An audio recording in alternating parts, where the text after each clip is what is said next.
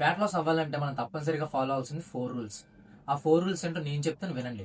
Welcome to our calories diaries part 5.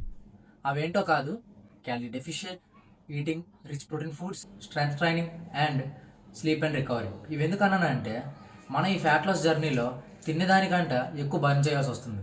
So calorie డెఫిషియెంట్లో ఉన్నాం అనుకోండి, burn చేయాల్సిన క్యాలరీస్ తగ్గుతాయి. Second, eat rich protein foods అన్నాను. ఈ ప్రోటీన్ ఫుడ్స్ తీసుకోవడం వల్ల అందులో ఉండే థెర్మిక్ ఎఫెక్ట్ వల్ల డైజెస్ట్ అవ్వడానికి టైం పడుతుంది.